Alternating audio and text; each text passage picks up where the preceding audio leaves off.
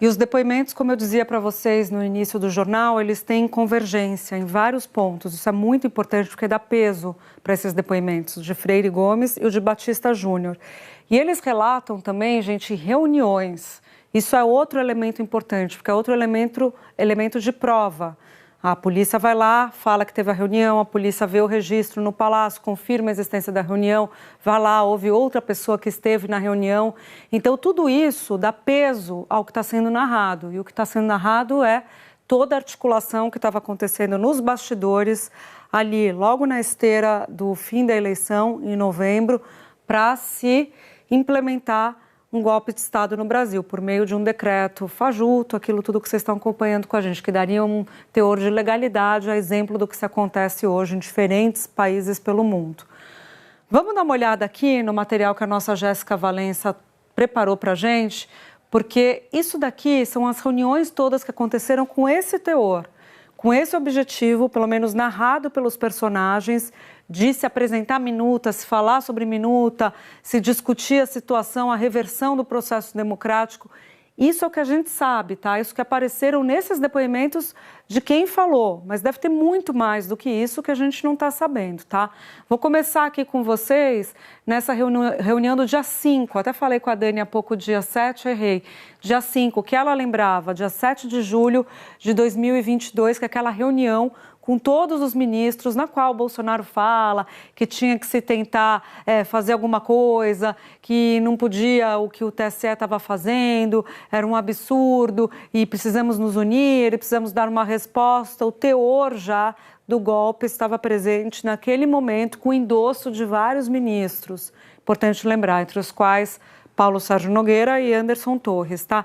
Então, tem um ponto de partida aqui, quando a coisa começa a ficar mais quente, que é julho, dessa reunião que já tinha vindo a público, que já é um dos elementos mais importantes da investigação da PF. Agora eu vou pular para novembro, gente, pós-eleição.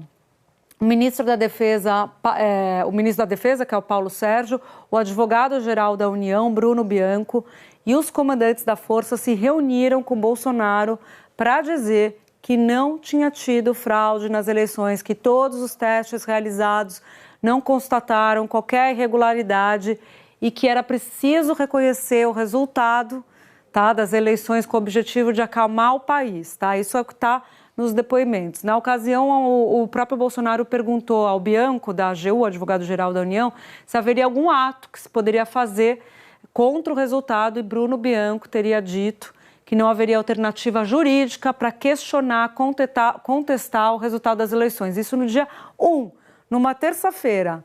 Mas ele não se dá por vencido, Bolsonaro. Ele continua. Ele vai ouvindo as pessoas vão falando, não dá, é ilegal, não dá, mas ele continua. Dia 9 de novembro, uma reunião para apresentar o relatório daquele Instituto do Voto Legal, IVL, e que fez com base no relatório de fiscalização do Ministério da Defesa, esse relatório comprovando que as urnas estavam ok.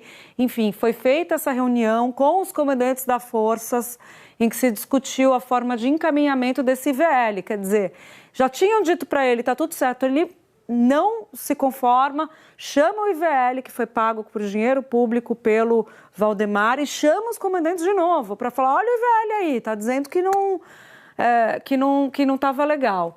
Dia 12, tá? Isso foi dia 9. Dia 12, outra reunião que veio a público. Essa reunião entre os oficiais militares das Forças Armadas para tratar o golpe de Estado. Saiu uma nota sobre isso. Depois o Freire Gomes diz no depoimento dele que ele pediu uma investigação, porque, gente, oficiais da ativa falando sobre golpe. E aí o próprio Freire Gomes diz que foi aberta a sindicância, que teve apuração e que as pessoas acabaram respondendo por isso, mas é outro absurdo. Esses oficiais estavam reunidos para tentar um golpe, na contramão do que queria o chefe deles, que era o comandante do Exército, que era legalista. Isso dia 12. Dia 14, olha o que estava acontecendo, olha como estava pegando fogo os bastidores. Bolsonaro chama os comandantes para apresentar um estudo final do Ministério da Defesa em dezembro de 2022, e aí ele, mais uma vez, tenta, por meio disso, forçar ali um novo entendimento. Então, você vê que ele chama em vários momentos e fica ali pressionando, sendo que o Ministério da Defesa não tinha dado o que ele queria, mas ainda assim ele tenta ali, numa vírgula, o apoio dos comandantes à conclusão da defesa. Vamos pular para dezembro, dia 7 de dezembro. Ele apresenta a minuta golpista. Aí ele vai e apresenta a minuta golpista para a Marinha e para o Exército.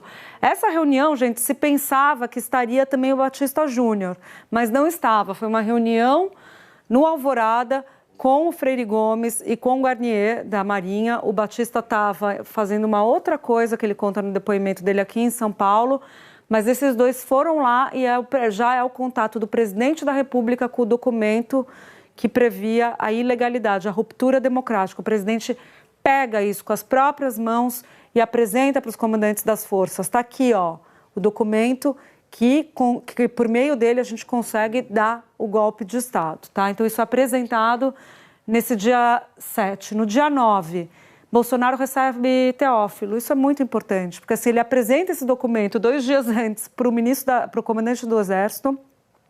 O comandante do Exército diz que o Exército não vai embarcar nessa, que esse documento não é legal.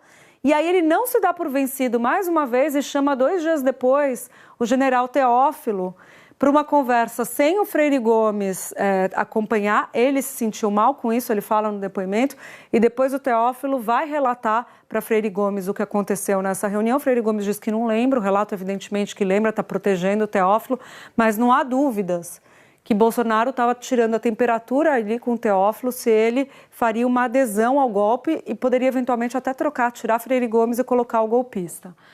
14, vamos pular para 14, os ex-ministros da Defesa, o ex-ministro, né, Paulo Sérgio, apresenta a minuta do golpe a Batista, que se recusa a receber a Freire Gomes e a Garnier. Isso é muito importante, isso vem à tona agora, essa reunião no Ministério da Defesa, do chefe da Defesa com os 3 comandantes, tá?